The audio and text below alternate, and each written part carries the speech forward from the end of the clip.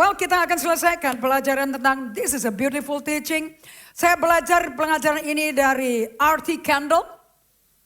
Saya rekomen Anda semuanya. I got the book from Pastor Naomi a long time ago. Dia yang mengajarkan saya total forgiveness. And the book dari R.T. Kendall is total forgiveness. And that was the message untuk kita masuk di 2025. Ada amin? So we're talking about the anointing of the Holy Spirit. Urapan Roh Kudus. Buka ke 2 Korintus 1 ayat 20. Nobody can be saved without the anointing.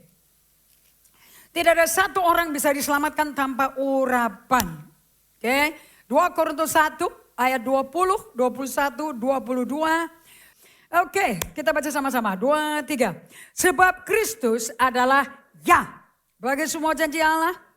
Itulah sebabnya oleh Dia kita mengatakan amin. Isn't it amazing? Tiap kali janji Allah disampaikan oleh Allah melalui Roh Kudus kepada kita. And itu janji kita katakan waktu kita mendengar Tuhan bicara, amen. Amen itu nama Tuhan. So katakan sama-sama, sesuai kitab Wahyu, 2, 3. Sesuai kitab Wahyu, nama amin adalah nama Yesus Kristus. Oke, so dia berkata pada tujuh jemaat, dia kasih surat di situ, surat dari amin. And amin adalah nama Allah kita, nama Yesus kita. So tidak ada kalau Allah berjanji pada kalian, Anda berkata Tuhan janji. And then you can lie about it. Tapi kalau betul-betul Tuhan ngomong, janjinya dikasih kepada kalian. The moment you say amen, kalian memuliakan Allah. Kenapa? Tidak mungkin firman Tuhan kembali sia-sia kepada dia. Right? Setiap perkataan yang keluar dari mulut Allah pasti dia genapi. Dan dia akan melakukan seperti apa yang dia suruhkan, bukan apa yang kau mau. Amen. Lanjut ayat 21. 2, 3. Sebab dia yang telah meneguhkan kami bersama-sama dengan kamu di dalam Kristus adalah Allah yang telah. So garis bawah itu. I'm anointed. You're not just a member of GGA. I am anointed. Anointed means you are empowered to do every promise of God, to obey the will of God beyond your capability. Melampaui kemampuan kamu. You need to be anointed. Tidak ada orang lahir baru tanpa being anointed. So born again is being anointed. Kalian kepada waktu lahir baru kamu mesti lahir dari air dan roh. Dari air ketuban kamu sudah lahir keluar dari rahim mama. Dan sekarang kamu mesti lahir dari roh. And when you are born of the Spirit, you are anointed. And itu anointing yang menjadi seal, yang menjadi meterai, you belong to God. You are the child of God. Kamu anak Allah. You got it? Buka lihat Efesus 1. Ephesians 1, Efesus 1 ayat 14. Let the Bible do the talking, let the Bible do the speaking. Efesus 1 ayat 14. I remember all this because I'm anointed.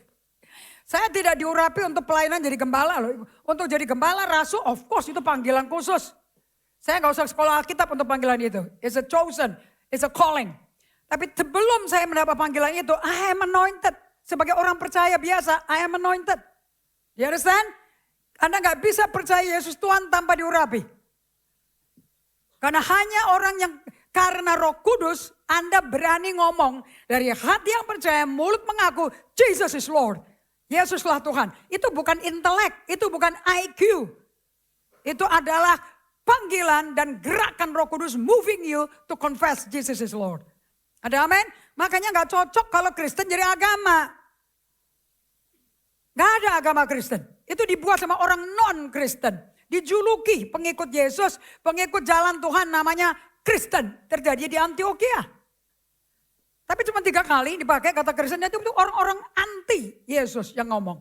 Anda mau pro orang anti Yesus atau Anda mau ikut Yesus? Dan jangan bilang Kristen dong. Kamu kalau mau pakai kata Kristen tulis aja di KTP, di paspor, nggak masalah. Tapi itu kan pemerintah yang minta. Hanya terdaftar agama itu kan.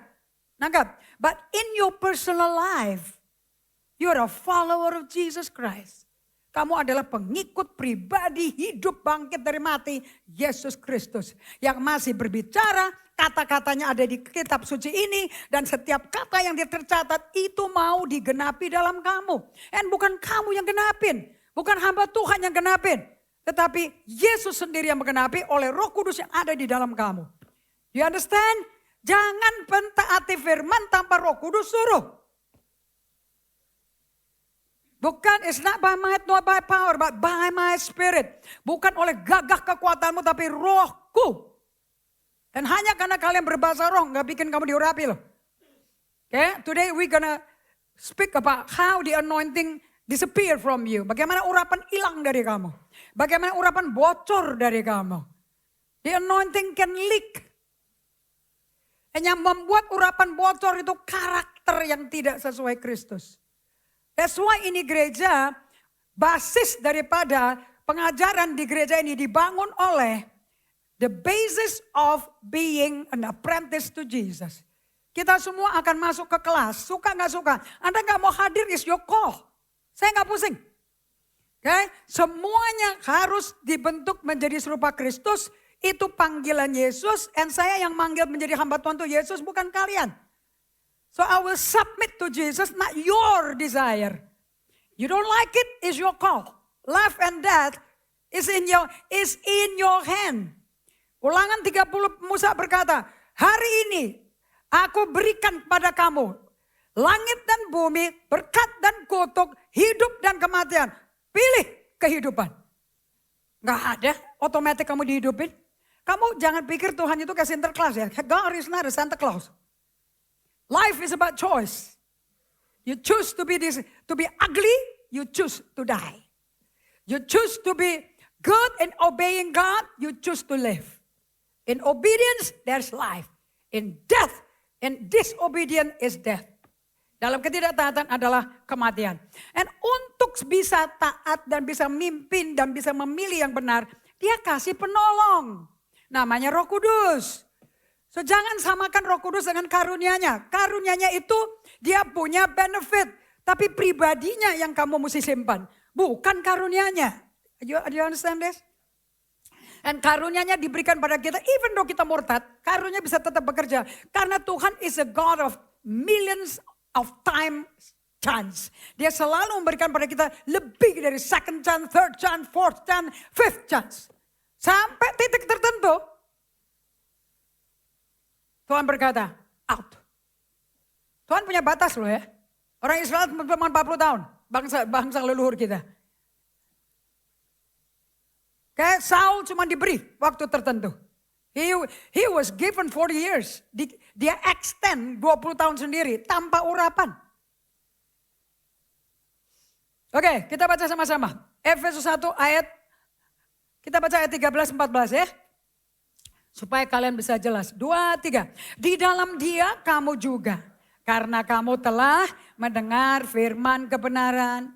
Yaitu Injil keselamatanmu. So selalu dengar dulu kan? Selalu dengar dulu. Tapi bukan dari khotbah. Tapi bisa dari khotbah. Tapi Roh Kudus taruh itu di hatimu. Dan apa yang Roh Kudus taruh di hati seseorang beda sama orang lain. Kalian gak bisa mendapat pengertian yang sama. It depends di level maturity kamu. Di level haus dan laparnya kamu. Kita gak bisa pukul rata. So it's difficult. Gak mungkin bisa memberikan orang dari khotbah hari Minggu. Hari Minggu just to inspire. Tapi kalau pemuritan day by day. Itu pemuritan. Gak ada orang sekolah seminggu sekali. Gak ada orang makan nasi seminggu sekali. Orang mau sehat badannya dengerin firman tiap hari. And Allah memberi keputusan ketetapan harus minimum day and night. Siang malam minimum 2 kali. Malu-maluin sekali kalau Anda udah ikut Tuhan 50 tahun. 30 tahun. And masih nego. Aku cuma bisa kasih Tuhan 1 kali sehari. Itu pun kalau saya ada waktu. Karena saya sibuk. You're not follower of Jesus. You deceive.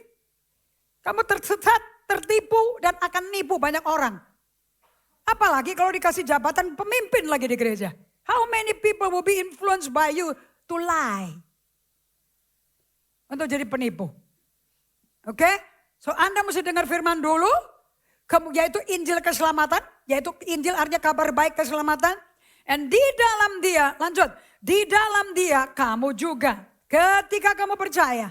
Dimeteraikan dengan Roh Kudus yang dijanjikannya. So when you believe, pada waktu Anda percaya, I believe Jesus is Lord. Bukan karena dijejelin guru sekolah minggu. Bukan karena diteror sama keluargamu yang Kristen. But because you hear the voice of the Holy Spirit. Lihat 1 Korintus 12. Ayat 1, 2, 3. Guru Alkitab mesti tahu ini semua. Not by schooling, but by experience. 1 Korintus 12, you know this chapter is all about the gift of the Holy Spirit. 1 Korintus 12, ayat 1, 2, 3. 2, 3. Sekarang tentang karunia-karunia roh. So this is not the Holy Spirit ya. Ini karunianya. Do you get it? Okay? Kamu berjalan dengan pribadi Apostle Indri. Kamu jalan sama saya, kamu akan dapat kado-kado dari saya. Do you understand this? Tapi itu kado is not me. You got it? Right? Saya bisa beliin kamu nasi kucing. Saya bisa beliin kamu restoran mewah di Bali. Saya bisa ajak kamu ke Canggu. When you go with Apostle Indri, you will definitely be eating. Kecuali itu hari puasa kita. Nangkap ini? You got it? Apakah restoran Canggu yang saya traktir, saya bayarin kamu, apakah itu Indri? Bukan dong. So this is the gift. The gift is to profit with all. 9 karunia Roh Kudus untuk menguntungkan satu tubuh Kristus. Nothing to do dengan persona. Okay? But yang paling penting adalah the person Holy Spirit. You have to walk with Him day by day. Karena kita nggak tahu dan kita nggak mampu mentaati firman. Kita bukan Yesus, kita masih pakai tubuh dosa, penuh hawa nafsu, penuh dengan emosi nggak sehat. Kalau nggak ditolong Roh Kudus nggak mampu mentaati firman untuk menjadi seperti Yesus. You got it? Makanya di kerajaan surga, di gereja nggak dibutuhkan orang pandai. You have pure IQ, no problem. Karena seluruh muridnya Yesus isinya tukang ikan, tukang mancing ikan, bekas pelacur, hello, right? Isinya pengusaha wanita, kaya raya tapi kerasukan setan, betul apa tidak? Dokter medis, Lukas, right? Tukang pajak, tukang peres, hello, nangkep gak ini? So saya mau tanya, kenapa kok Tuhan pilihnya orang bobrok semua kayak begitu? Because he is a transformer. Dia adalah agen transformer. Kalau ngomong sama orang Farisi, ahli Taurat, orang Saduki, orang Lewi, mereka tiap hari di bait Allah, teriak-teriak, ngutip-ngutip ayat, ngomong ayat, dihidupin juga nggak bisa, ngerti juga kagak. Tapi menaruh beban itu ke orang-orang berdosa, sampai mereka nggak mampu, dia nggak bisa masuk bait Allah, nggak bisa masuk ke sinagoga. Sinagoga itu tempat elit, orang biasa. Orang tak terdidik, orang kotor, orang berzina, pelacur-pelacur, wanita Samaria, mana bisa masuk ke bait Allah. Tapi ada rabi di atas segala rabi, guru di atas segala guru, yang kerjanya mencari murid di tempat-tempat yang bukan di sinagoga. Dia cari murid di pinggir pantai, lagi kerja setengah mati, lagi kotor bajunya, lagi gak layak, lagi gak belajar Alkitab, justru dia panggilin, come follow me, come follow me. Gak ada kriteria untuk lulus. Harus menjadi juara, summa cum laude, menguasai kitab Taurat, baru bisa ikut yang. No, dia pilih orang yang ancur-ancuran reputasi, jelek, yang buruk, penjahat, penipu, pemeras, koruptor, you got it. Daftar KKP, ada semua di Angel. Haleluya. Bukan kamu salah satunya. Kamu orang ahli Taurat. Hah? Are you one of them? The rotten, liar, proud person? Yes or no? Bukankah kamu salah satu orang yang broken? Luka batin? Gagal hidup? Betul apa tidak?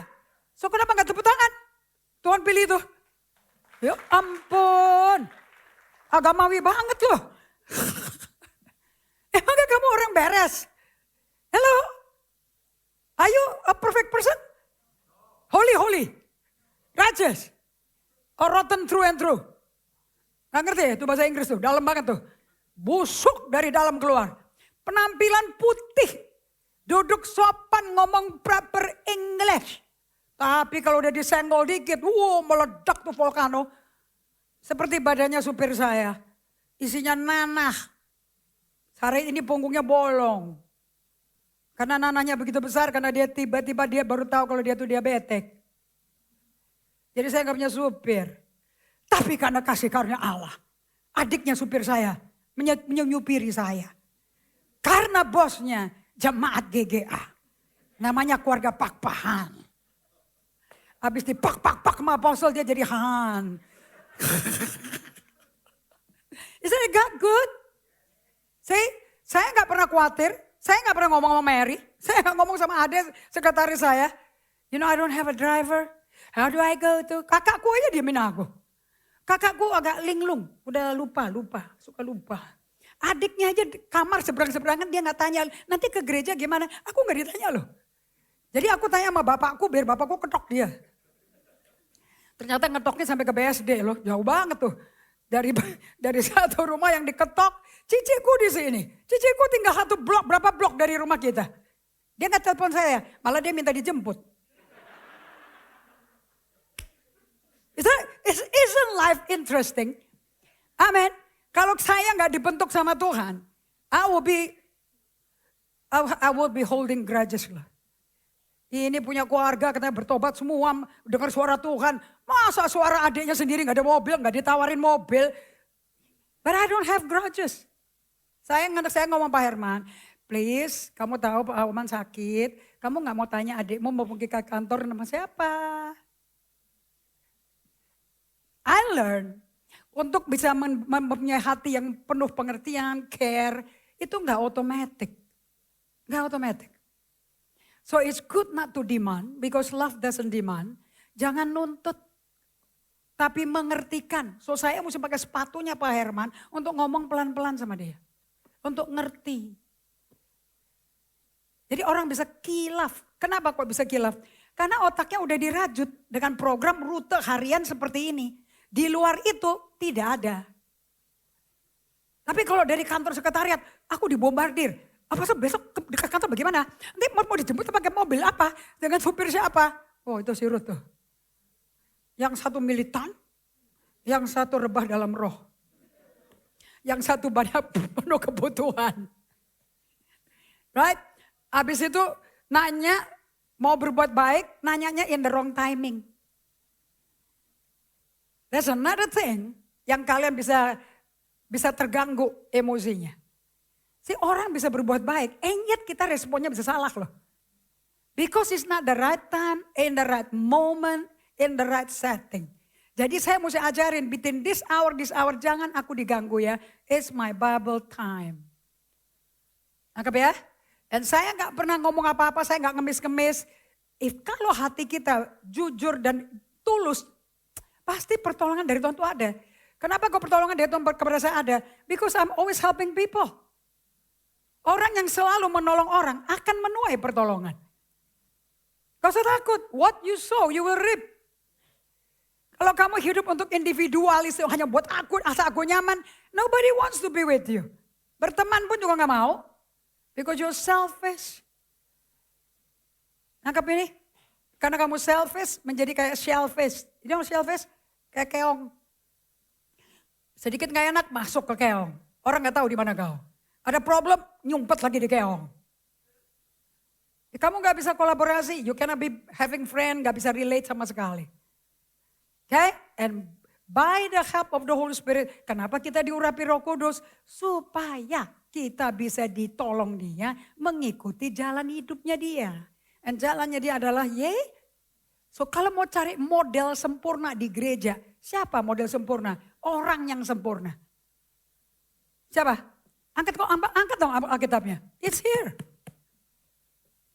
Ada orang sempurna di sini.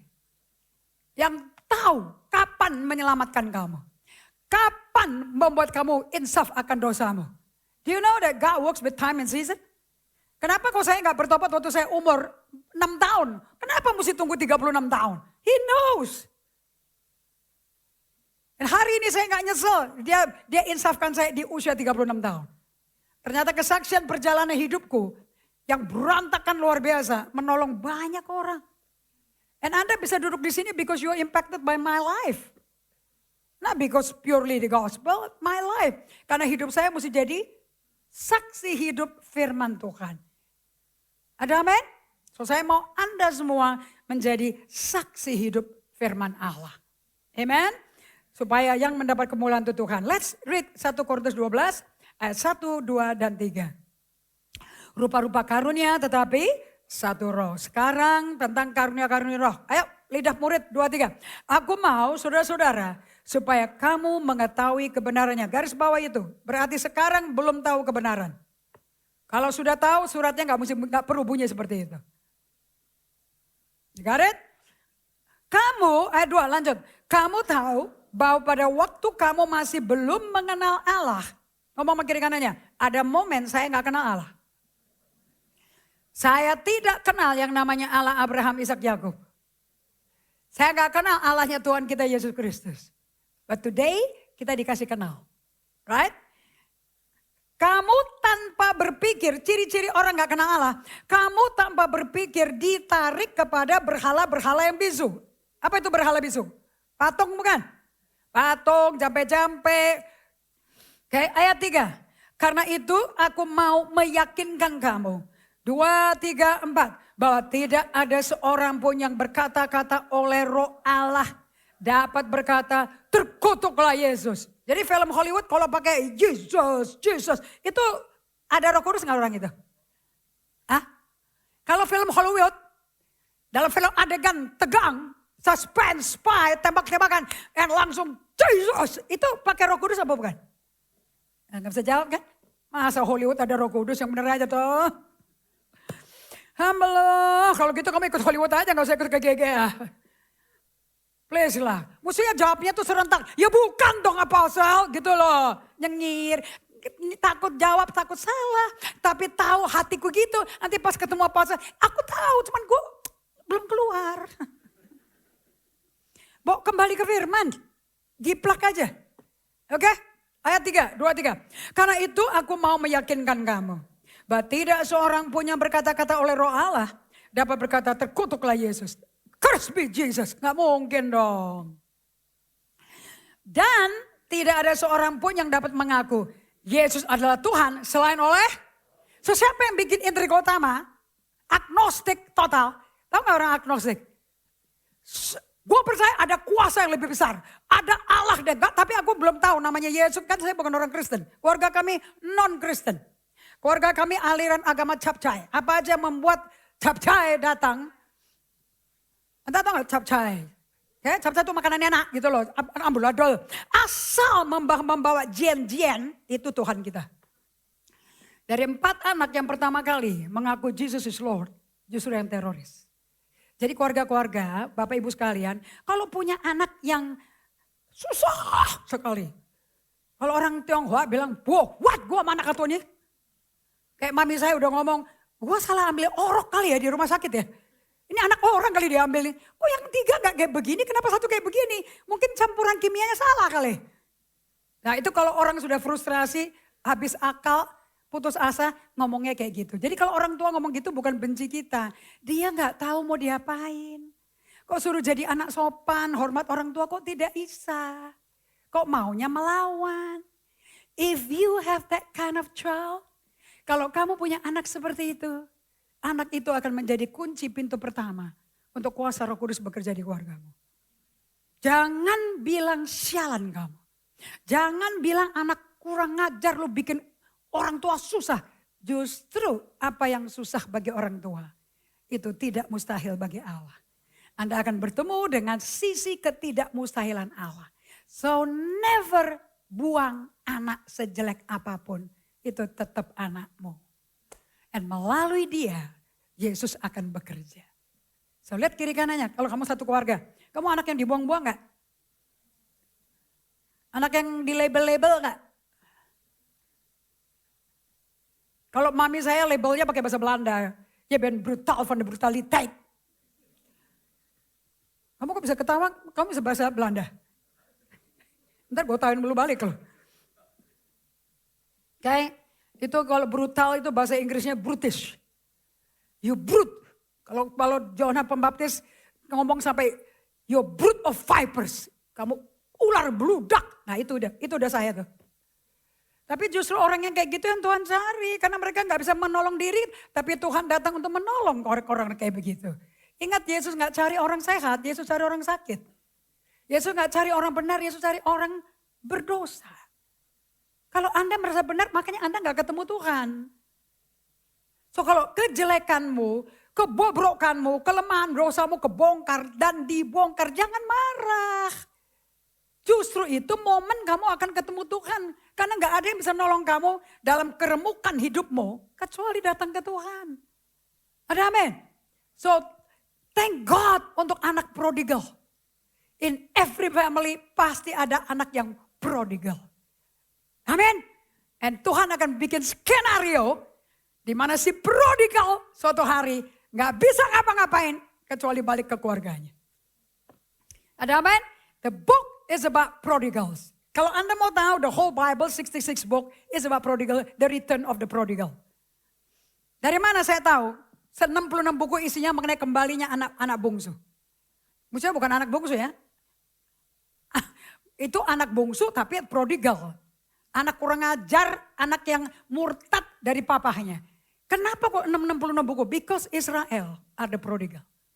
Makanya Yesus berkata, aku datang tidak untuk menyelamatkan orang benar. Aku mencari domba Israel yang terhilang. Dan apa pelayanan Apostle Indri? Dari dulu, that's all I know. Lukas 1 ayat 17, to prepare a people for God. Mempersiapkan umat bagi Allah. Selalu akan Anda mengalami transformasi, dipulihkan, direstorasi, menjadi serupa Kristus. It is painful, karena selalu mulainya dengan pertobatan dulu. Amen? Oke, kita baca ayat 3 lagi, 2-3. Karena itu aku mau meyakinkan kamu bahwa tidak ada seorang pun yang berkata-kata oleh Allah dapat berkata terkutuk Yesus. Dan tidak ada seorang pun yang dapat mengaku Yesus adalah Tuhan. Kalau bahasa Inggrisnya it's very powerful. Nobody can declare Jesus is Lord except by the Holy Spirit. And Lord, bahasa Yunaninya adalah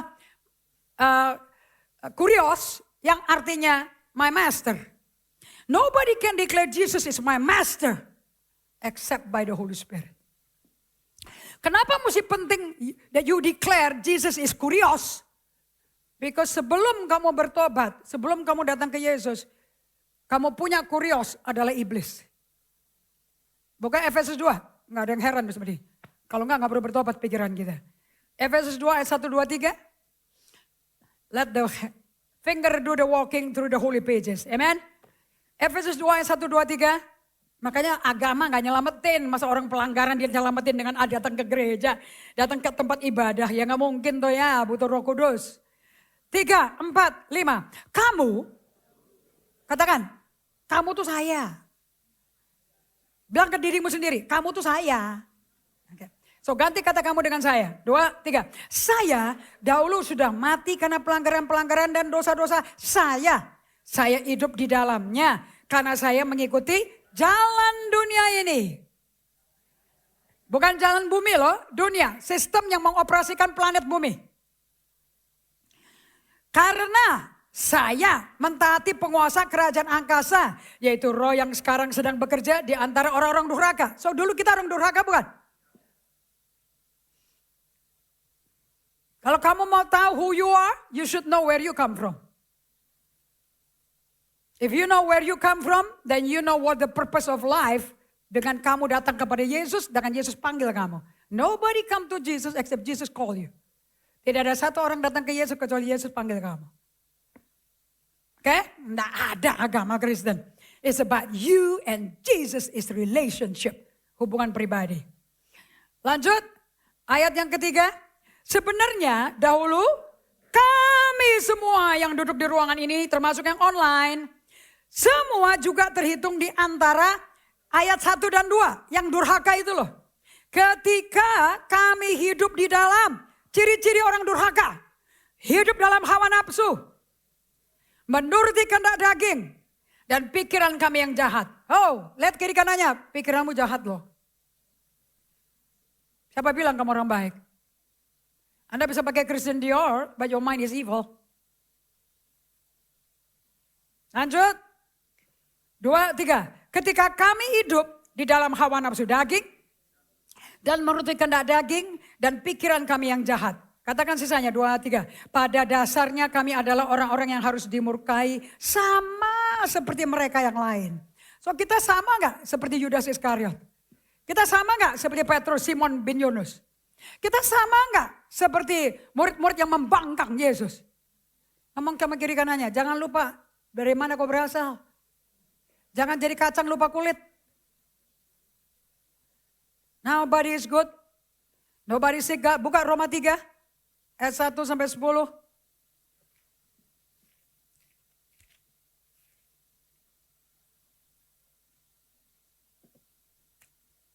Kita baca langsung ke Roma 3 ayat 10 ya. Straight to verse 10. 2, 3. Siapa sih kita di mata Allah? 2, 3. Seperti ada tertulis. Ngomong sama kiri kanannya, sudah ada di firman. Mau lari kemana kamu? Nangkep ya? 2, 3. Tidak ada yang benar, seorang pun tidak. Nomor 2, ayat 11. Tidak ada seorang pun yang berakal budi. Tidak ada seorang pun cari Allah. Saya ditolak, saya tertolak, saya marah, saya berontak di keluarga saya. Saya gak pernah nyari Allah loh. Anda mau tahu bagaimana saya lahir baru?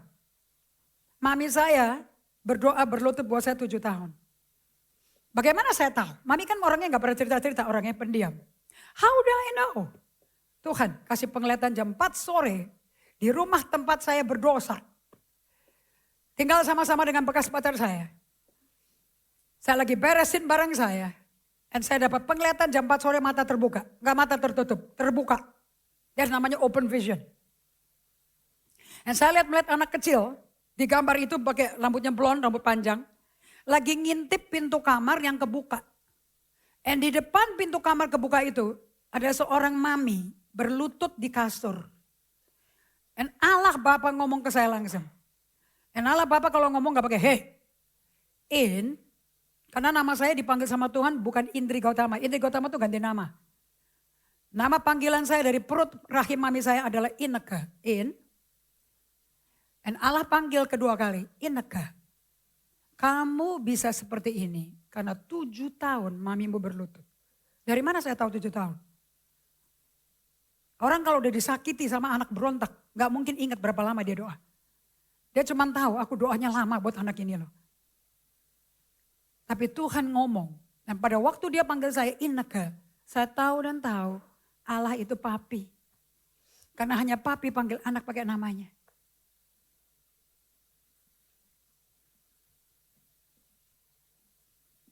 Makanya saya bersyukur Tuhan gak buru-buru angkat mami saya. Tapi saya bisa menikmati sampai 94 tahun. Supaya hubungan saya bisa lebih baik sama mami sebelum mami selesai. Dan tidak ada rasa tertuduh, rasa salah. Tapi hubungan kita bisa saling mengampuni. Saling mengasihi, saling mengerti. Mami saya sebelum meninggal masih belajar EHS. Masih belajar day by day, praktek. Bagian saya mempersiapkan mami untuk ketemu Yesusnya. Dan tidak ada hal apapun yang kita ada musuhan, gak ada sama sekali. Hidupnya enak. Dan tidak last minute salvation. Tapi bisa punya hubungan yang tenang sama mami saya. Amin. Lanjut ayat 12. Semua orang telah nyeleweng. Mereka semua gak berguna. Tidak ada yang berbuat baik. Seorang pun tidak. Kerongkongan mereka seperti kubur yang terenganga. Lidah mereka merayu-rayu. Bibir mereka mengandung bisa. Mulut mereka penuh dengan sumpah serapah. Kaki mereka cepat untuk menumpahkan darah.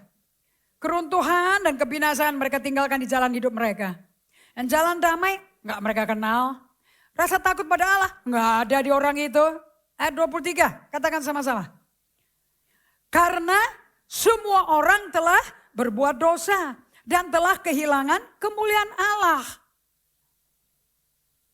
So saya gak peduli Anda mendonatur gede miliaran ke pembangunan gedung ini. Saya gak peduli Anda punya suara seriosa. Untuk ditayangkan di atas panggung. If you're a sinner, you're a sinner. Sampai kamu ketemu Roh Kudus dan membuat kamu percaya Yesuslah Tuhan. Gak ada, jangan dituntun pendeta ngaku Yesus Tuhannya. Itu by the Holy Spirit. Amen? Oke, kita masuk kembali ke 2 Korintus 1. I hope it speak to you. Jadi gak ada orang yang suci, gak ada orang masa lebih hebat. 2 Korintus 1. Oke, ayat 21. Setelah Roh Kudus membuat kamu bersaksi di hatimu, Yesus adalah Tuhan. This is it. Ingat ya, Roh Kudus menolong kita pindah dari Tuhan kita. Roh penguasa kerajaan angkasa berubah menjadi Tuhan kita siapa? Jesus. And by the Holy Spirit loh. Oke, ayat yang ke-21, 23. Sebab dia yang telah meneguhkan kami bersama-sama dengan kamu di dalam Kristus adalah Allah yang telah mengurapi. So ngomong keras, 23, I am anointed. Allah mengurapi aku. Saya bukan penganut agama Kristen. Saya yang diurapi Allah. Is there a big difference? Ada perbedaan? Antara saya diurapi Allah dan saya penganut agama Kristen. Is there a big difference? Of course. Allah kan hidup. Penganut agama kan terdaftar di gedung ibadah, organisasi gereja. Masuk ke daftar sinode. Tapi kamu dikenal Allah enggak? Ayat 22, 23. Itu masih koma ya, jadi belum kelar loh. Memeteraikan tanda miliknya atas kita. So saya mau tanya, apakah urapan menjamin bahwa kita milik Allah? Buka Efesus 1. Yang kalau hari Minggu nyatat aja, jangan mikir. Karena firman Allah gak bisa dipertanyakan. Efesus 1 ayat 14, 2, 3. Ayat 13. Kalimat terakhir yang ke-13 ya.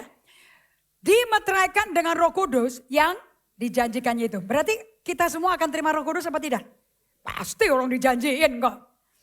Kan? Ayat 14. Dan Roh Kudus itu adalah garantor, the guarantee. Our portion, bagian kita. Sampai kita memperoleh seluruhnya keselamatan. Roh, jiwa, tubuh. Sekarang baru jiwanya, roh udah diselamatin. Yang terakhir tubuh kita diselamatkan. Yaitu penebusan yang menjadikan kita milik Allah. Untuk memuji kemuliaan Allah. Kenapa sih mesti dimiliki benar-benar? Kenapa kok Allah tuh penting sekali memiliki kita? Because you have free will. Kamu punya kehendak bebas. Kamu berkelakuan bukan kayak orang yang dimiliki Allah loh. Kamu maunya sendiri. Disuruh berdamai, disuruh mengampuni. Enak aja dia bilang, gue gak bisa. Loh kamu tuh milik siapa? Kalau milik Allah kamu mengampuni. Seperti Allah ngampuni kamu. Gak bisa dia debat. Because you have an owner. 1 Korintus 6 ayat 19-20. I pray to God. Ini firman tidak kembali sia-sia. But it has a purpose. It will come to pass. 1 Korintus 6 ayat 19-20. Kalau sudah ketemu katakan sudah. Oke, 2, 3. Atau tidak tahukah kamu bahwa tubuhmu adalah bait Roh Kudus yang diam di dalam kamu. Roh Kudus yang kamu peroleh dari, oh wow. Kenapa kamu bisa peroleh Roh Kudus dari Allah? Sebab udah dijanjiin. Ini buku namanya apa? Buku perjanjian lama dan perjanjian baru. Jadi isinya apa?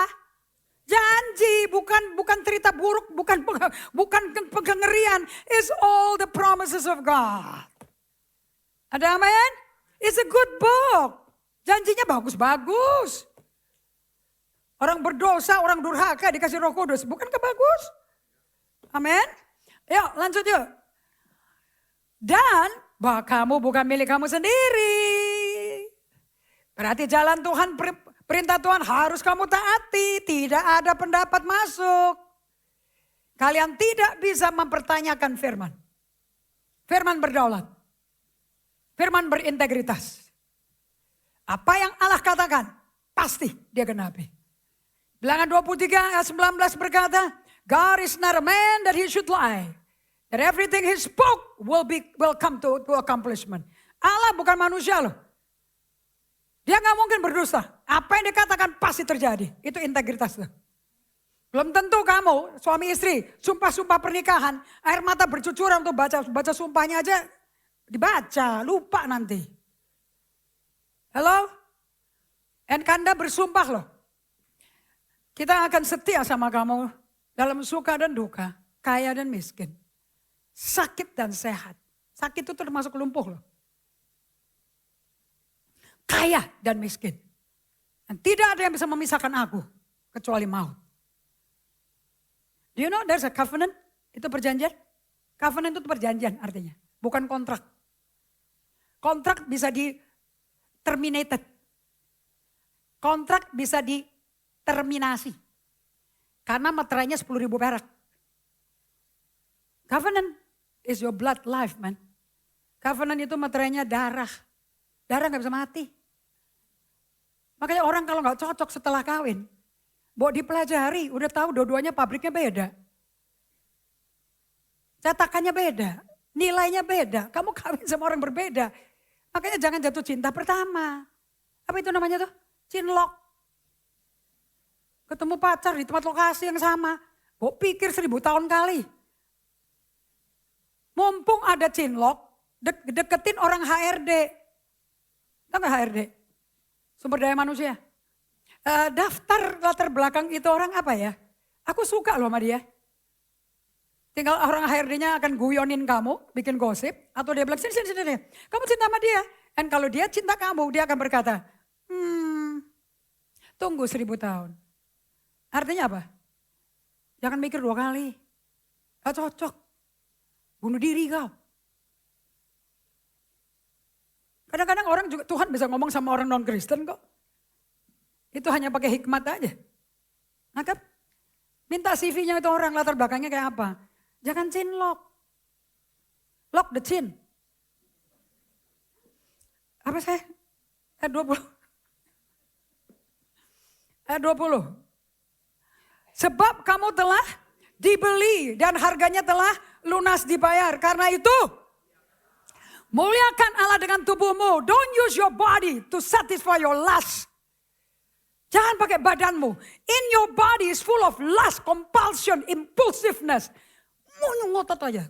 Udah tahu ya. Nah kita akan jemaat GGA akan dikurangi daya nafsunya.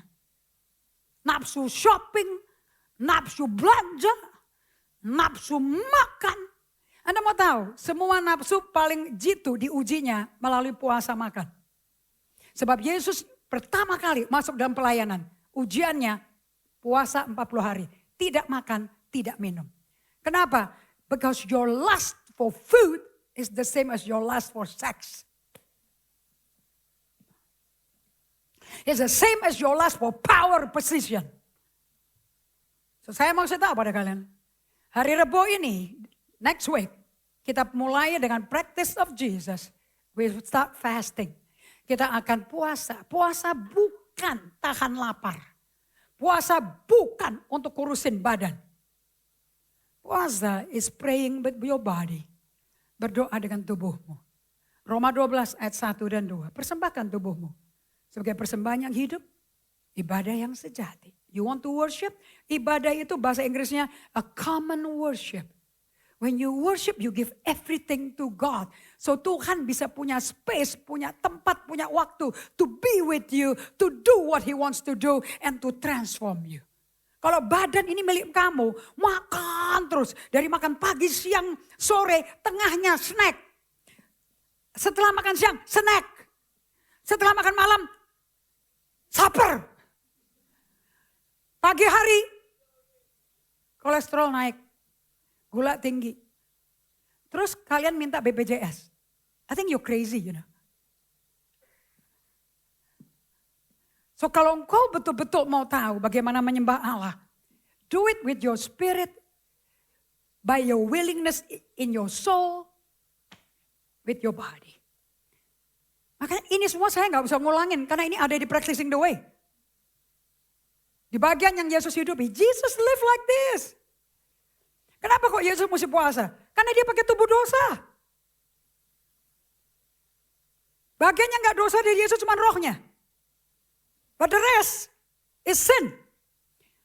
Kalau dia nggak perlu berdosa, kenapa dihancurin badannya untuk nanggung dosa kita?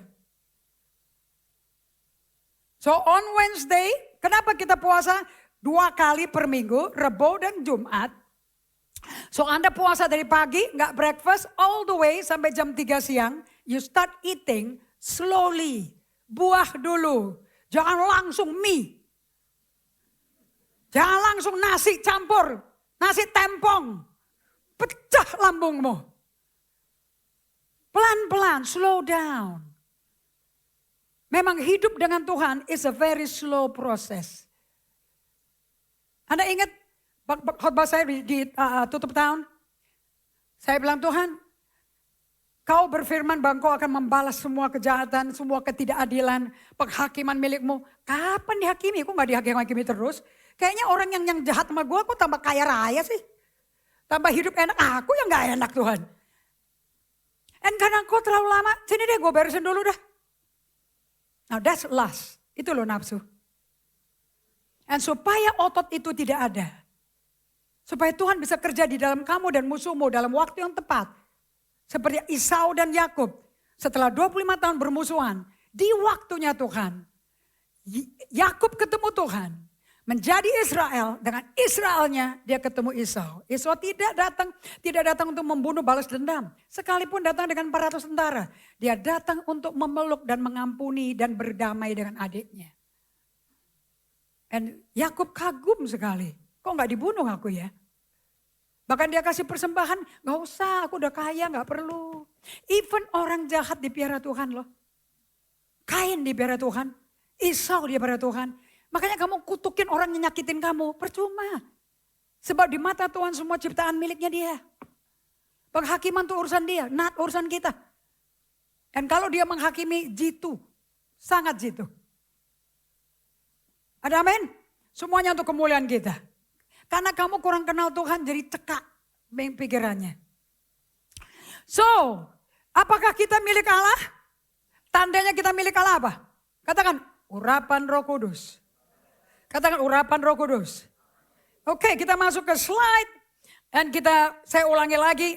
This is the power of the anointing. What is so important about the anointing? What does it do in our life? Di hidup kita ngapain sih urapan itu? 1 Yohanes 2 ayat 20 dan 26 sampai 27. 3, 4, 5. Tetapi kamu telah beroleh pengurapan dari yang kudus. Sudah settle ya? Efesus 1 ayat 13, 14. 1 Korintus 12, 1, 2, 3. Udah settle ya? Right? Kita di anointed. Correct? Gak usah ditanya lagi. Tetapi kamu telah beroleh pengurapan. Sudah? Kita orang diurapi Allah? 2 Korintus 1 ayat 20, 21, 22, right?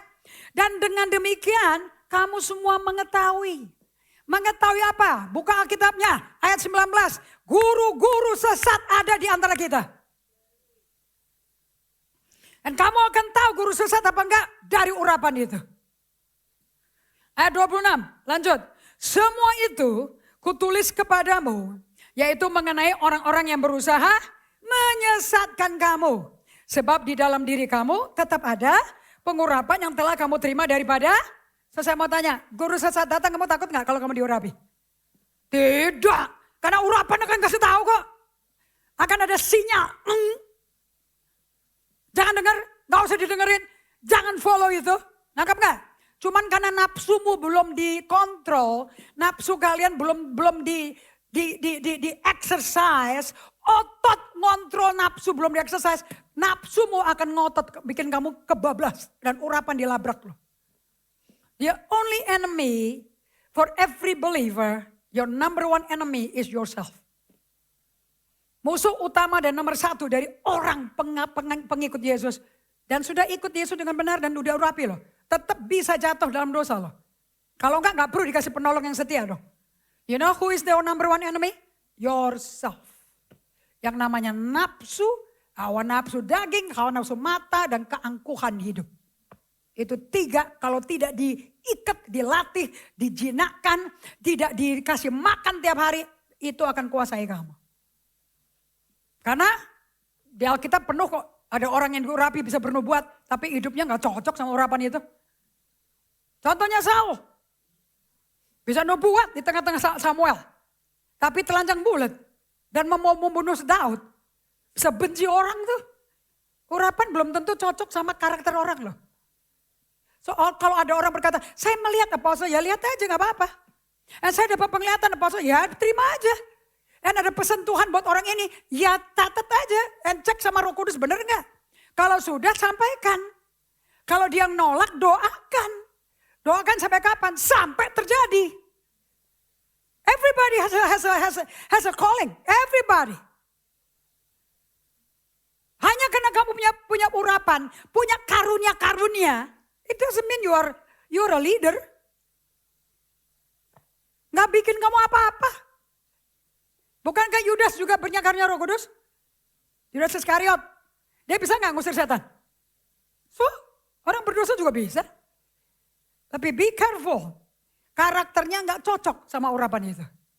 Makanya bergaul, bangun hubungan itu penting. Spending time itu penting. Kenalan itu penting. So you know, ini orang behind the scene kayak apa hidupnya. Amin. Karena itu tidak perlu lagi kamu diajar oleh orang lain. Tapi sebagaimana pengurapannya mengajar kamu tentang segala sesuatu. Dan pengajarannya itu benar, tidak dusta. Dan sebagaimana ia dahulu telah mengajar kamu. Demikianlah hendaknya kamu tetap tinggal di dalam. Oke. Nah kita belajar selama dalam seri urapan ini.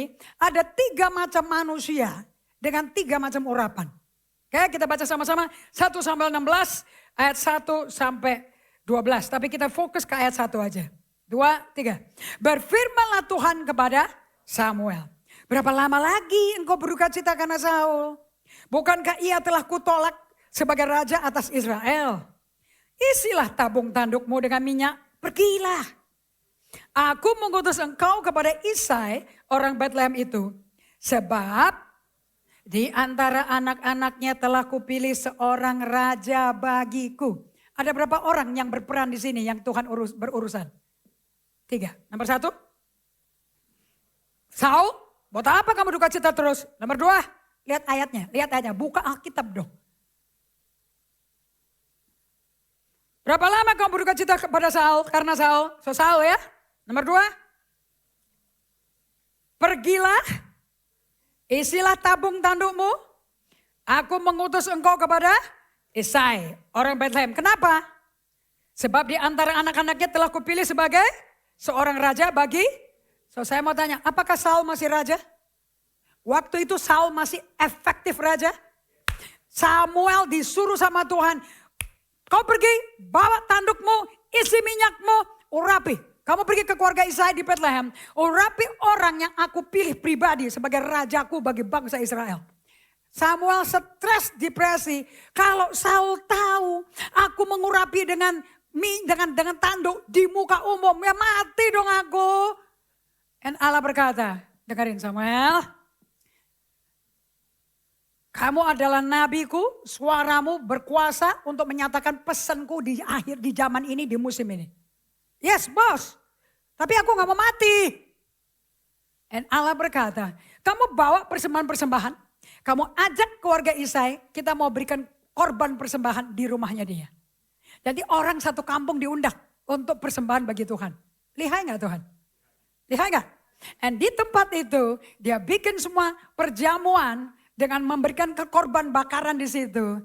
Gak ada orang yang punya prasangka praduga. Bahkan rakyat di Bethlehem bertanya, Samuel, karena dia nabi, dia hakim. Tidak ada raja saat itu. Yang dihormati kecuali raja bobrok si Saul itu.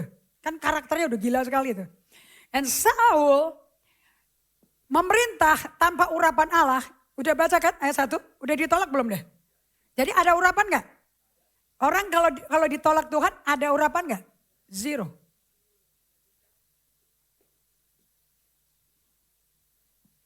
Dan orang kalau nggak ada urapan ada apa? Ada iblis nggak? Of course.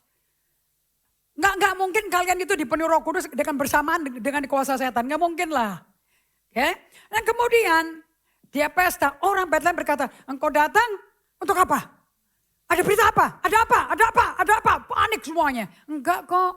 Aku mau bikin persembahan. Yuk kita berikan korban pada Tuhan yuk. Biar Tuhan berkati kita. Jadi orang reda nggak? Suspiciousnya. Right? Di tengah-tengah itu dia bikin. Dan langsung di depannya muncul ke-7 anak pertamanya.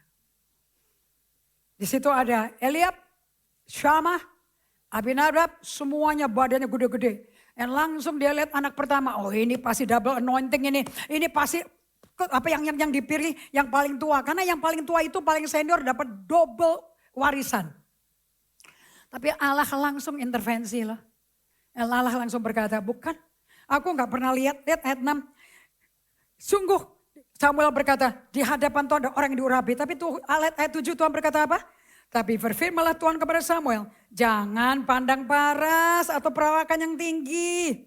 Sebab aku telah menolaknya. Bukan yang dilihat manusia loh, yang dilihat Allah. Manusia lihat apa yang di depan mata. Dandannya, cara ngomongnya, senyumnya, gaya ceritanya, ahlinya, talenta. Aku gak lihat itu. Tapi Tuhan melihat hati. Nah saya mau tanya pada kalian. Anda bisa lihat gak hati orang? Can you see your own heart? Bisa gak lihat hatimu? Hanya Allah yang bisa lihat. So apa itu definisi urapan? Urapan adalah kuasa dari Roh Kudus yang memampukan karunia Roh Kudus di dalam hidup Anda untuk berfungsi dengan mudah. One of it. Tapi urapan juga membuat Anda tahu kalau Anda berbuat dosa. Anda akan ditahan sama urapan itu. So hidup penuh dengan urapan Allah yang Anda terima dari Allah sebagai anak Allah. Sehingga karunia yang karunia Roh Kudus yang ada pada Anda akan nyaman dan bermanfaat bagi orang lain sekitar Anda dan bagi Anda.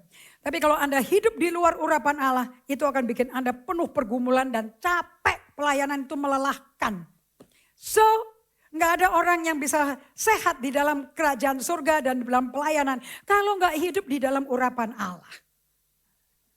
And urapan itu Anda terima by measure. There is a measurement. Ada ukuran, ada metron.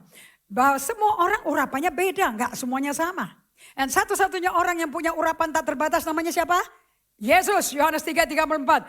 Tetapi Allah mengaruniakan rohnya tak terbatas pada Yesus. Kalau kita terbatas. Dan lihat di 1 Samuel 16, 14-15. Tetapi roh Tuhan, lihat ini, telah mundur daripada Saul. Nah kalau kita diselamatkan, kita menjadi milik Allah karena diurapi. Pada waktu urapan tinggalin Saul, kira-kira Saul jadi milik siapa hari itu? Milik iblis. Kalau urapan meninggalkan kamu jadi milik siapa jam ini? Iblis. Dan saya mau kasih tahu pada kalian, gampang sekali, mudah sekali, bisa instan untuk Anda bisa ditinggal urapan Roh Kudus. Dan cara yang paling cepat untuk kalian ditinggalkan Roh Kudus, kamu pertanyakannya ya Firman. Ini Alkitab dipertanyakan. Oke? Ada orang berkata, di gereja selalu minta perpuluhan, buah sulung, persembahan ini. Semuanya itu ada di Alkitab loh. Dan kalau kamu mempertanyakan, you're doubting the word, you're doubting God. And when you're doubting God, the anointing goes. Paling cepat menjadi manusia kadaluarsa, pertanyakannya Alkitab. Kenapa? Itu kita tutup minggu yang terakhir.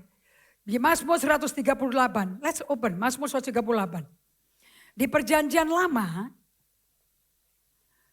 nama Yesus dan firman-Nya itu sangat ditinggikan. Bahkan di perjanjian lama, nama Allah 12 nama Allah itu ditekankan dan dinyatakan kepada kita semua. So you can study it. Okay. Nah di Mazmur 138 ayat yang kedua. You need to study the Bible and hormati integritas firman Allah. Ini bukan anjuran saya, ini adalah perintah Allah. You obey, you honor it. Kenapa kok firman Allah dihormati? Sebab Allah kalau ngomong gak pernah dicabut balik. Dia pasti genapi. Good or bad, ugly or evil, judgment or blessing, dia akan genapi. Angkap ya? Yuk kita katakan sama-sama. Mazmur 138 ayat yang kedua. Slide 53. You got it? Oke, 2, 3. Aku hendak sujud ke arah bait-Mu yang kudus dan memuji nama-Mu. Oleh karena kasih-Mu dan oleh karena setiamu. Sebab Kau buat nama-Mu dan janji-Mu melebihi segala sesuatu. So di satu terjemahan bahasa Indonesia, dikatakan bahwa nama Yesus sama firman-Nya itu setara. Dan itu paling tinggi di atas segala-galanya. Betul apa tidak? Betul apa tidak? Kamu mau terima ini sebagai at face value? You know what face value means? Saya udah pernah demonstrasikan loh. Kalau kamu dikasih orang 100.000 perak. Oke? Kalau itu 100.000 saya sobek. Nilainya berapa? Come on, jawab dong. Kalau 100.000 itu saya sobek. Dan saya balikin dua-duanya ke kalian. Berapa nilainya? Kalau firman ini dipertanyakan orang, tetap firman gak? Nah itu namanya integritas daripada Alkitab. Orang mau ngomong apa aja, firman ngomong gitu, mau apa lo? You're not fighting me, you're fighting God. Jelas itu? Itu namanya accept the truth at face value. Terima kebenaran dengan nilai yang ada di depannya. Tuhan gak akan ubah untuk nyenengin kamu. Dan ini firman untuk kebaikan kita. Karena Injil keselamatan itu kabar baik. Gak ada yang nyusahin kita. Ada amin? Ayat yang kedua. Apakah kita tahu di perjanjian lama dihormati nama Allah? Sangat. Saya gak pernah belajar sedetail 12 nama Allah. Sampai saya mengerti di kitab perjanjian baru Yesus mengatakan. Kalau doa begini. Bapa kami yang ada di surga. Dikuduskan namamu. Jadi nama Allah itu paling tinggi gak? Paling berbeda gak? Kudus artinya dipisahkan dari segala-gala nama. Anda bisa pintar kuliahnya. Anda bisa pintar akademisnya. But your name is nothing. Karena reputasimu gak cocok dengan namamu. Tapi nama Allah sempurna. Ayat 3. Nah di bahasa Ibrani ternyata firmannya di atas namanya. Kita baca sama-sama. 2, 3. Diambil dari Amplified Classic. Ya. 2, 3. I will worship toward your holy temple. And praise your name for your loving kindness. And for your truth and faithfulness. For you have exalted above all else your name and your word. And you have magnified your word above your name. So firman dan namanya di atas segala-galanya. Sebab firman dan namanya adalah dia. Identitasnya dia. Tapi firmannya diagungkan di atas namanya. Are you hearing me? Dulu zaman papi saya baru bertobat ada full gospel businessman. Pernah dengar itu? Dari Demos Sakarian. Kayak bagus sekali kesaksian Demos Sakarian. Demos Sakarian berkata sebenarnya dia orang bertobat dan lahir baru. Makanya dia punya buku namanya The Happy People. Kayak isinya orang-orang yang bertobat, lahir baru, ketemu Yesus, diurapi Tuhan. Everybody is happy. Dan satu hal yang diajarin dari full gospel businessman nilainya. The word, what your word says, what you say has to be full of integrity. You have to be a man of integrity. Kamu mesti jadi orang berintegritas. Apa yang kau ngomong, kau mesti pegang dan kau hidupin. Pada waktu Allah mengagungkan firman-Nya di atas namanya. Dia berkata, perkataanku penuh integritas. Gak bisa dipertanyakan. Kamu gak cocok, kamu gak setuju, tidak bisa dipertanyakan. Karena firmanku di atas namaku. Are you hearing me? So kalau Anda mau ribut, Anda gak suka dengan hidup Anda, go back to the word. Anda berkata Tuhan ngomong sama saya, go back to the word. Ngomongnya ada gak di Alkitab? Kenapa? Sebab Alkitab yang nulis Roh Kudus. And you are anointed by the Holy Spirit. Kamu diurapi oleh Roh Kudus untuk ngerti apa yang dia tulis. And Rasul Petrus berkata, firman Allah, nubuat Allah gak bisa ditafsirin manusia loh ya. Hanya Roh Kudus yang bisa memberi penjelasan. Roh Kudus yang tulis, Roh Kudus yang berkata, Roh Kudus mendorong orang-orang untuk menulis apa yang dia mau. Dan tidak bisa ditafsirkan oleh logika manusia. Anda cari ayatnya di kitab 1 Petrus 2 itu. Semua anak Ignite udah belajari minggu lalu. Okay? So di Samuel 2 ayat 30. Kalau Anda mempertanyakan dan mempermainkan firman Tuhan. You know dampaknya? Kita baca sama-sama. Sebab itu demikianlah firman Tuhan Allah Israel. Sesungguhnya aku telah berjanji. Nah, Imam Eli, keluargamu dan kaummu akan hidup di hadapanku selamanya. Tapi sekarang demikianlah firman Tuhan. Jauhlah hal itu daripada aku. Sebab siapa yang menghormati aku akan kuhormati. Tapi siapa yang menghina aku akan dipandang rendah. Ini dipandang rendah Tuhan loh, bukan dipandang rendah apostol loh. Bahkan saya gak tahu loh kamu rendahin firman loh. Tapi Tuhan tahu. So, saya mau tanya. Apakah Tuhan itu konsisten dengan perkataannya? Yes. That the word, he magnified the word above his name. Dia mengagungkan firman-Nya di atas namanya. Yes. Yesus berkata, kamu menghujat aku gak apa-apa. Kamu menghujat Roh Kudus, tidak ada maaf, tidak ada ampun bagi kamu. Because he is the writer. So kita belajar dari 1 Samuel 16 ayat 1. Ada berapa macam orang? Ada berapa karakter di 1 Samuel 16 ayat 1? 3. Number 1 adalah Saul. Dia manusia. Slide 31. So nih. Dia manusia kadaluarsa. Yang nomor 2. Manusia hari ini yang ready diperintah Tuhan. Sekalipun di luar kenyamanan dia. Karena Samuel udah tua. Samuel tuh udah mau pensiun. Tapi tetap Allah bilang, kamu mesti pergi. Kamu pergi ke Isai, ke Bethlehem, kamu urapi anaknya. Salah satu anaknya, aku akan tunjukin sama kamu itu raja bagi Israel. Tapi dia nggak dikasih tahu loh, anaknya berapa, yang mana. Hello? Itu integritasnya Samuel. Sebagai leader, sebagai hamba Tuhan, pun kau diuji integritasnya. Pada waktu Samuel salah, bukan Eliab, aku gak terima dia. Syama, no. Dia ngaku loh. Tuhan gak pilih yang ini. Aku pilih, tapi Tuhan gak pilih. Masih ada lagi gak anaknya? Oh ada tuh, masih ngurusin kambing domba di padang. Panggil dong. Samuel tidak malu berkata, saya salah. Sama kayak Nabi Nathan. Allah berkata, Allah bekerja dalam kehidupannya. Daud, manusia masa depan. Gak terkenal, gak terdaftar, gak punya mailing list, gak punya follower, gak punya likes, gak ada di TikTok. Gak ada di Instagram, gak ada di line chat. Nothing, nobody knows. Yang kenal dia cuma kambing domba sama Allah. Gak punya reputasi.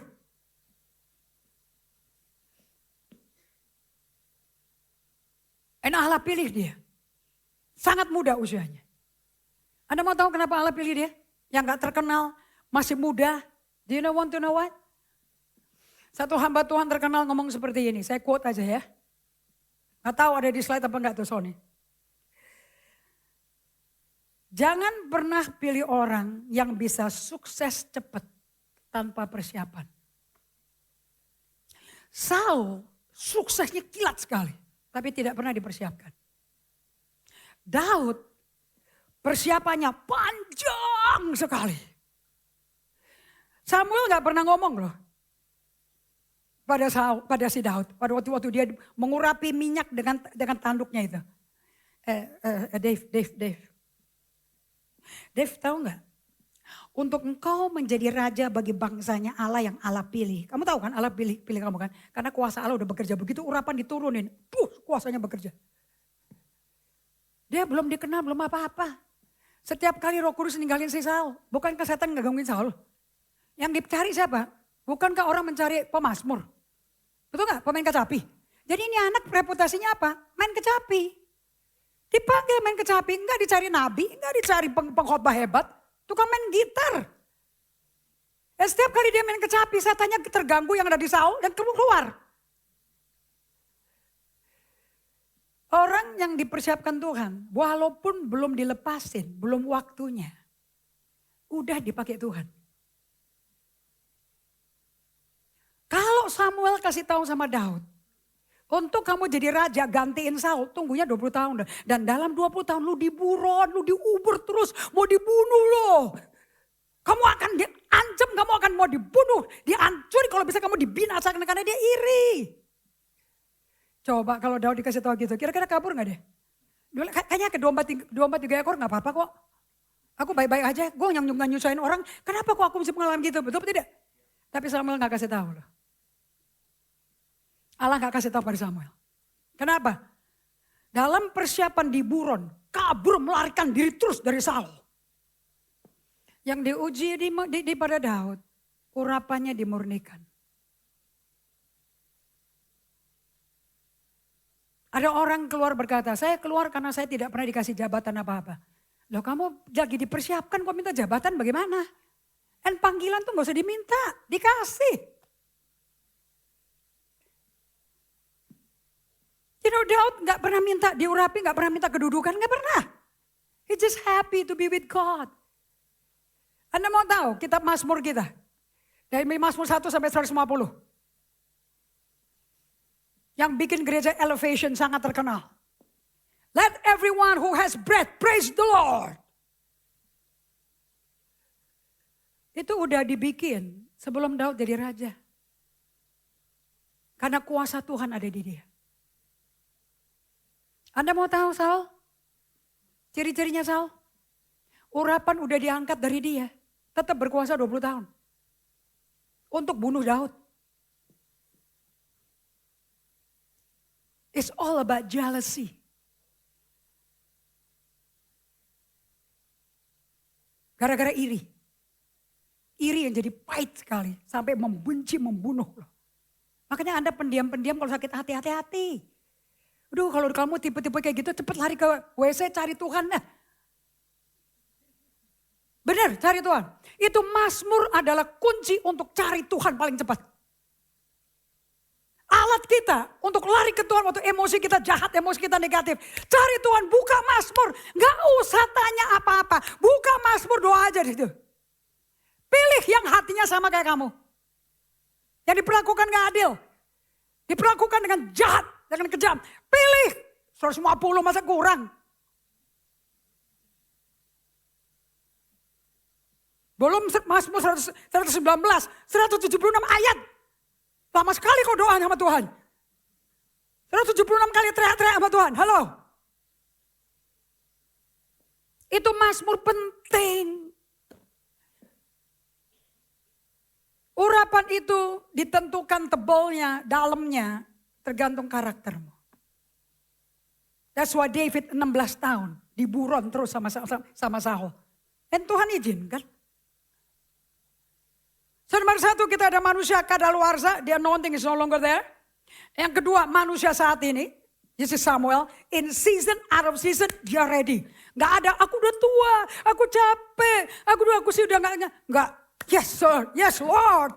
Dia mau keluar dari kenyamanannya dia. Sekalipun mengurapi raja baru, padahal Saul masih raja, komplit berkuasa. Tetap dia mau dengan ambil resiko nyawanya loh.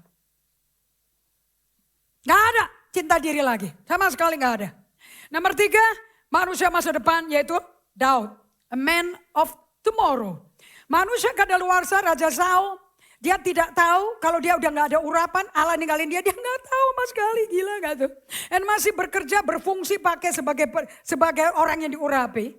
Manusia saat ini adalah manusia yang berkata, walaupun aku mesti bayar harga reputasiku, nyawaku, Allah besertaku, siapa bisa melawan aku? Itu Samuel. Nomor 3, manusia masa depan, bisa laki, bisa perempuan. Ini orang yang diurapi Tuhan tapi tidak langsung berfungsi. Dapat nubuat tidak langsung berfungsi. Manusia kadaluarsa gak sama dengan manusia udah pensiun. Gak sama dengan manusia udah manula. Bagaimana Saul pensiun umurnya baru 40 tahun. Gak mungkin dong pensiun, right? Ini adalah manusia yang urapannya sudah diangkat Allah, udah hilang. Jaminan keselamatan hilang, yes or no? Inilah raja pertama bangsa Israel yang memegang kekuasaan 40 tahun kemudian 20 tahun ekstra tanpa Roh Kudus.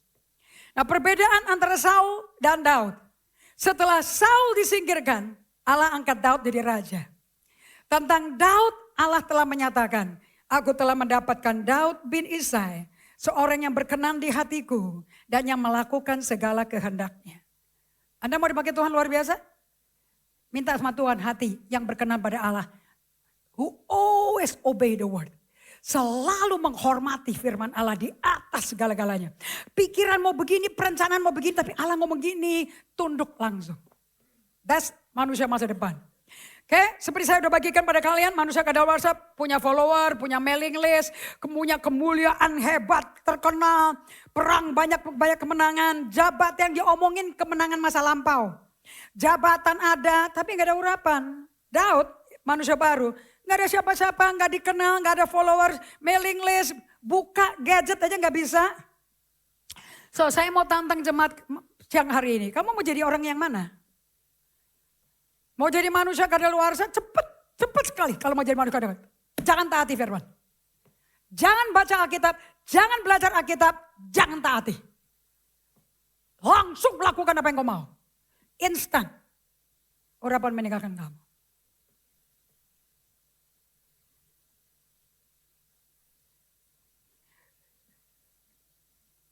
Atau manusia baru, gak diketahui orang, tapi urapan Allah dan kuasanya bekerja. Pilih yang mana?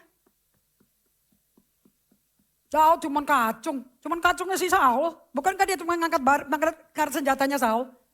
Kayak Mary kalau saya datang ke kantor, sini apostle saya bawain tasnya. Gak dianggap, gak dilihat, gak dapat penghargaan. Gak dibilang terima kasih. Tapi kesukaannya melayani Tuhan. Kalau dia gila hormat sampai hari ini gak tahan deh. Mesti diterima kasihin, mesti diafirmasi, mesti di-celebrate. Gak ada yang celebrate Daud. Gak dikenal sama sekali. Jadi kalau kalian datang ke ibadah berkata, di gereja ini saya gak dihormati, saya gak dihargai. Saya udah buat ini. Well, maybe kamu lagi dalam persiapan Tuhan. Maybe you are one of the chosen one. Tapi Allah masih persiapin kamu. Sekali lagi, gak ada urusan dengan usia. Raja Saul waktu itu udah 40 tahun yang terlalu muda untuk pensiun. Musa dipanggil Allah umur 80 tahun. Jadi gak ada urusan sama usia dong. Right? Yang ditekankan di sini oleh Allah adalah kesadaran besar akan hadirat Allah. You need to have a teachable attitude. Sikap hatimu mesti mudah diajar. Orang yang mudah diajar enak dengar suara Tuhan. Suara Tuhan jangan suara-suara dari kuping sini ya. Suara Tuhan mesti dari hati dan selalu gak keluar dari Alkitab ini. Makanya saya tantang kalian semuanya. Lakukan Bible study untuk 1 tahun. Pakai Bible recap. Okay, that lady Tara Lee Coble umurnya udah 30-an lebih. Ada gangguan waktu lahir, gangguan jantung. Dia dioperasi jantung. And she's still single. Dia sangat single. Very pretty. Badannya sangat-sangat fit, luar biasa. Sangat beautiful untuk dilihat. Dan suatu hari, karena saya follow dia punya Instagram, saya follow dia punya YouTube, saya follow all her website. Dan dia berkata, you know what? Dan dia lagi di-interview sama orang, ya tentang janji Allah ya. Sometimes kadang-kadang kita kepingin janji Allah itu digenapi buat kepentingan kita. Bukan untuk tujuan Tuhan. You know, seperti suatu hari ada satu laki-laki date dia. So he's not closing to get married loh ya. So somebody dating me. And somehow dia pernah berkata, dia ngomong kayak gini waktu pertama kali ketemu saya. Aku dengar kamu katanya kamu gak mau kawin ya. You don't like to, you don't want to get married ya. Terus saya bilang, really? Where did you get it? Kamu dengarnya dari mana? Ya, at one stage, because I'm focusing on God, it's not the season for me to get married. But I'm open to get married. Oh, okay. Because I've been watching you, I've been following your Bible study, I've been blessed by your Bible study. I like to get to know you further. I get to know God further, and I like to get to know the Bible teacher further too. Is that good? Tapi itu vulnerable, hubungannya terbuka. Nggak diam-diaman sama sekali. Right? So janji Allah, dan di situ dia ngecek integritas hatinya dia. Am I claiming God's promise for my sake? Untuk demi aku? Or is it God promise to glorify God? Nah itu orang kalau udah biasa bergaul dan belajar firman tiap hari, firmannya akan ngubah kamu. Ini khotbah tidak ngubah kamu, hanya ngingetin. Tapi yang ngubah kamu jika tiap hari kamu ikutin Bible plan itu. And if you don't do that, it will be tough for you. Untuk menjadi orang Kristen kamu akan frustrasi. Oke, sebagai penutup. Raja Saul kehilangan penyertaan Allah. So Anda mesti catat bagaimana urapan Allah ninggalin kita. Kuncinya cuma satu Bapak Ibu sekalian kalau Anda mau tahu bahwa urapan udah ninggalin kamu. You cannot hear the voice of God. Kamu gak bisa dengar lagi suara Tuhan. Suara emosi sakitmu, emosi nafsumu lebih keras daripada suara Tuhan. Sakit hati, kecewa, tersinggung lebih berbobot daripada suara Tuhan. Nanti minggu depan saya bagiin yang bagian yang paling bagus sekali. And that will be the closing of it. Okay? Orang yang mempertanyakan firman. Orang yang tidak mentaati suara Roh Kudus. Dan gak bisa dengar lagi. Kamu udah mendukakan Roh Kudus. Arti kata duka dalam kita belajar EHS, grief and loss. The difference between grief, sad and sorrow. Grief and sorrow berurusan dengan Kamu kehilangan yang paling berarti, seseorang yang berarti. Sad, kamu gak kehilangan. Kejadiannya aja gak enak. When you are grieving and you are sorrowful, kamu kehilangan sesuatu yang besar sekali, yang bermakna bagi kamu. Pada waktu Saul tidak mentaati firman, walaupun dikasih second chance ketiga, dari 1 sampai 10, 13 dia labrak semua. Chance terakhir diberikan 1 sampai 15. He didn't do it. Kamu usah hafal ya, 1 sampai 15. Samuel berkata, bukankah mendengar lebih penting daripada korban-korban bakaran? Dan kalau engkau tidak mendengar firman, kamu dengan dosa bertenung, dosa penyembahan berhala, Allah telah menolak kamu. So saya mau tanya, kamu perlu berzina? Kamu perlu menjadi orang-orang yang bebas seks, pencandu narkoba untuk ditolak, untuk urapan ninggalin kamu? No, abaikan aja firman, gak usah ditaati. Langsung kok ditinggal. Bagaimana kamu berani hidup di dunia tanpa Allah menyertai kamu? Horor itu. You never think it like this, right? Gak pernah kepikir gini kan? Bahasa gampang itu urapan ninggalin kamu kan? Dan firman-Nya jangan kau dukakan Roh Kudus loh. Yang mengurapi kamu untuk menjamin keselamatan kamu. Bukankah dia tadi jaminan kita? Dan langsung kalimat berikutnya, buang kepahitan, buang amarah. Itu mendukakan Roh Kudus. Simple. Hal-hal yang kamu gak pikir berbahaya, gak masif dosanya. Justru membuat Roh Kudus tinggalin kamu. Dan kamu berkata udah puluhan tahun aku ikut Tuhan. Udah kegegeh puluhan tahun. Aku gak ngalamin apa-apa. Ya lihat hatimu. Kita tutup dengan Mazmur 139. Yuk Nando. Saya kagum sama Daud. Ini orang gila banget. Nobody is humble as David. Dan Anda mau tahu 16 tahun dia diburon, mau dibunuh sama si Saul. Itu dia lagi dibentuk hatinya, mau menghormati firman Allah di atas segala-galanya apa enggak. Karena kalau mau ikut emosi gampang banget. Langsung jadi gosip. Gue digini gara-gara dia, gue digini gara-gara dia. Dan kita belajar dari Yusuf, bahwa dia setelah 13 tahun ikut Tuhan dibentuk karakternya. Bukankah Yusuf tidak mau orang tahu kalau kakak-kakaknya yang mau bunuh dia? Dia gak mau berita itu disabarin. Betul gak? Kalau kita masih sakit dan nyebarin ke semua orang. Gue ini begini gara-gara dia atau gak? You know, you have not forgiven and you have not walked with God. Urapannya gak ada. Urapan adalah pemberdayaan Allah memampukan kamu mentaati firman. It's the empowerment of God. Ayat 23-24. Lihat Daud.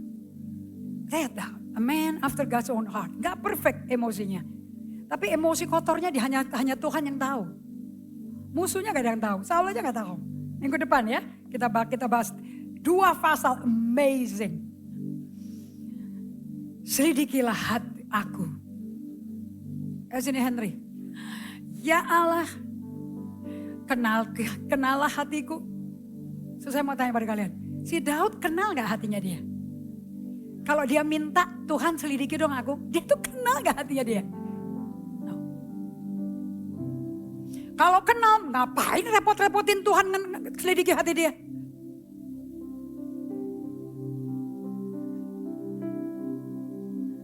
Uji aku. Dan kenallah pikiran-pikiranku. Si Daud kenal gak pikirannya dia baik terus sesuai firman apa enggak? Dia tahu gak? Nggak tahu. Pikirannya bisa sarong-sarong gak? Ayat 24. Katakan. Masa saya mau ceritain kamu? Mau kamu hatinya jadi kayak gini? Lihatlah. Tuhan, coba lihat dong hatiku Tuhan. Apakah jalanku serong? Jadi dia sadar gak kalau jalannya serong? Sadar, si Daud sadar. Dia gak sadar.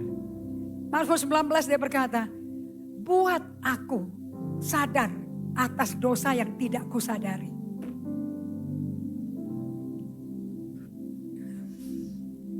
Anda kalau ikut ke GGA, kamu akan dibikin sampai ke sini nanti. Mau gak? Mau gak punya hati kayak begini? Saya mau. Kalau pemimpinnya mau, pasti jemaatnya mesti mau. Karena kamu hanya bisa menerima apa yang saya terima dari Tuhan. Lihat Tuhan, apakah jalanku serong? Dan tuntunlah aku di jalanmu yang kekal. Berarti jalan kekal dalam kehidupan sehari-hari, di keluarga, di carousel, di kantor, di mall. Gampang gak tetap berada di jalan kekekalan Allah? Atau bisa terhanyut-hanyut, melipir-melipir, mengembara-mengembara jalan pikirannya. Kamu tahu mengembara sekali. Kamu diam aja bersolitude challenge. Mengembara gak pikirannya? Banyak gak pikiran kemana-mana? Susah gak berdiam? Because your soul belum dibentuk ototnya. Otot memorinya masih liar, masih lembek ototnya. Makanya Daud tahu diri. Daud tahu diri gak nih? Tahu diri. Yuk kita baca ayat 1-nya yuk. Tuhan, saya mau tanya. Ini Mazmur, semua Mazmur, si Daud berduaan sama Tuhan atau rame-rame satu gereja? Berduaan. Do you have time alone with God?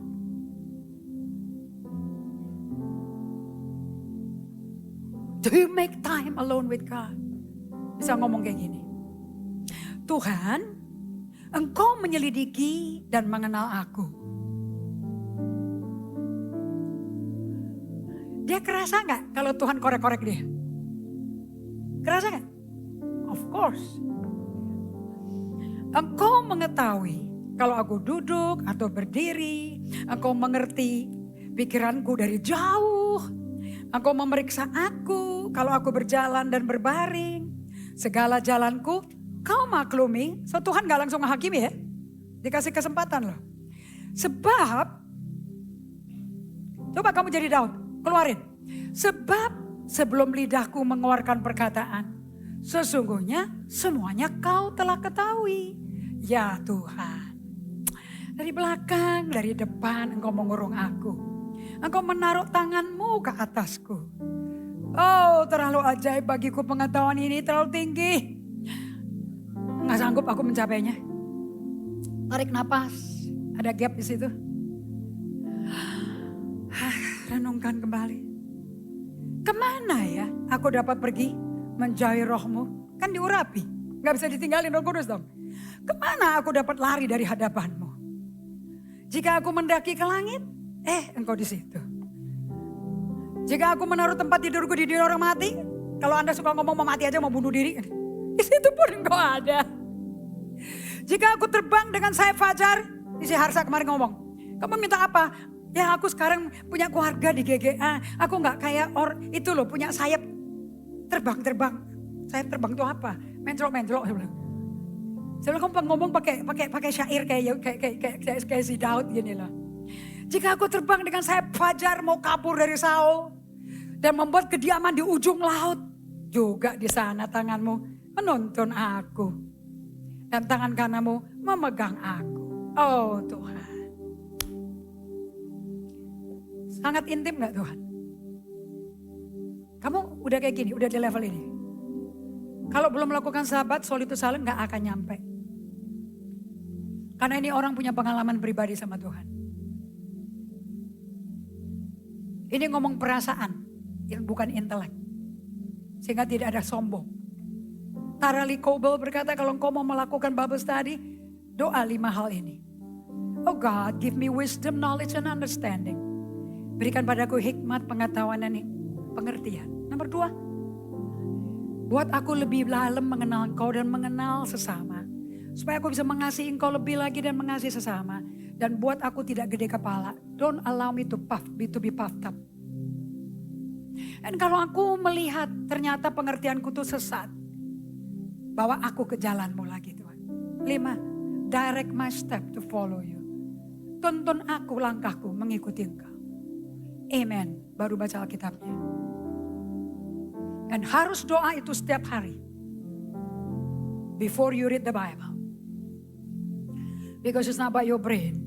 It's about God speaking to your heart. Amen. Tundukkan kepala, tutup matamu. Bilang Tuhan, berikan aku pengalaman. Engkau bicara padaku.